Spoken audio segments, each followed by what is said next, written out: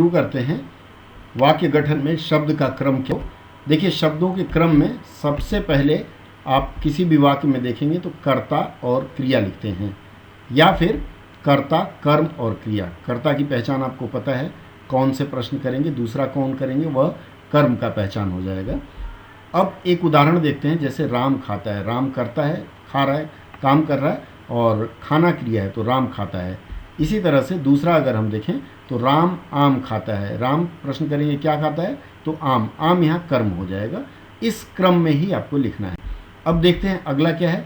अगला कहता है कि क्रिया के बदले जब कर्ता पर जोर देना हो, क्रिया के बदले जब कर्ता पर जोर देना हो तो फिर कर्ता क्रिया के बाद रह सकता है। जैसे लड़ती है सेना, नाम सेनापति का, अर्थात इसमें लड़ना क्रिया है लेकिन कर्ता पर जोर देना है, इसलिए हमने सेना को बाद में रखा है।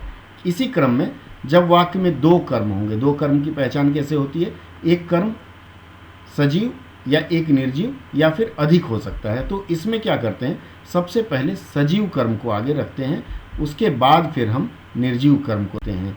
अगर हम इसको देखें कि कैसे करेंगे तो उदाहरण एक देते हैं। जैसे नानू ने बिल्ली को दूध पिलाया, यहाँ नानू कर्ता हो गया, बिल्ली और दूध में दो कर्म है, बिल्ली सजीव है इसलिए उसको हमने पहले रखा और दूध को बाद में रखा है। इसी क्रम में अगर हम देखें अगला जो क्रम है वह कहता है कि साधारणतः विशेषण का प्रयोग कहाँ होता है? विशेष से के बाद पहले।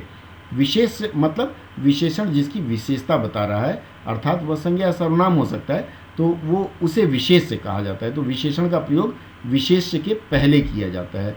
जैसे मान लीजिए उदाहरण मैं दूँ तो मैंने एक लाल किताब खरीदी। यहाँ लाल क्या है?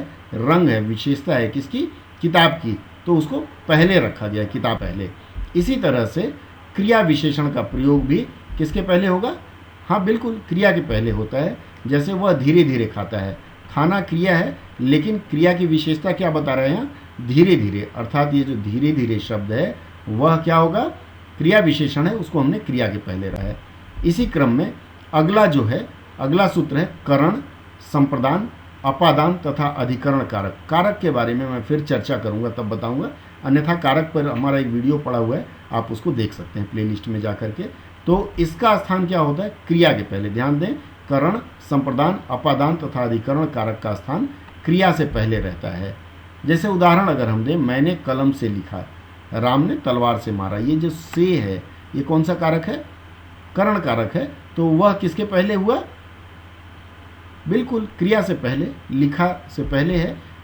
इसी तरह से दूसरा उदाहरण अगर हम देखें, उसने बच्चों के लिए मिठाई खरीदी। के लिए कौन सा है? क्या कारक है? यह सब मैं कारक पे चर्चा करूंगा।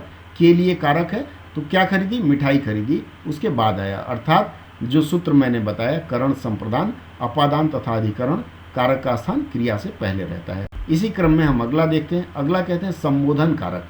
संबोधन मतलब आप किसी को संबोधित करते हैं, और इस क्रम में मैंने बताया है, एजी ओजी का भी मैंने बताया, फिर कभी चर्चा करूंगा। तो जैसे संबोधन कारक हमेशा वाक्य के प्रारंभ में होता है। कैसे?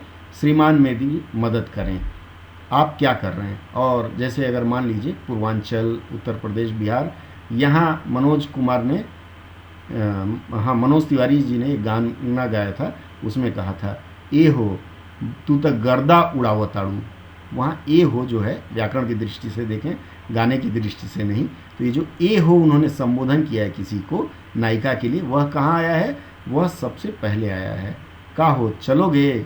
इस तरह के जो भी वाक्य होंगे उसमें संबोधन कारक सबसे पहले लिखा जाए। और आज का क्रम मैं यही समाप्त करता हूँ। अगले क्रम में फिर कुछ नया लेकर के मिलते हैं। अगर सत्र पसंद आया तो फिर हमेशा की तरह लाइक ज़रूर करें, और जिन दोस्तों को आप चाहते हैं कि वे भी सफल हों आपके जैसे, अगर आप चाहते हैं ना सफल हो तब छुपा के रखिए, अन्यथा बांटिए। वैसे भी कहा जाता है छुपाने से बढ़ेगा रोग, और इश्क, मुश्क और विद्या छुपाने से ख़त्म ही है बात। ठीक है, फिर मिलते हैं। जय हिंद।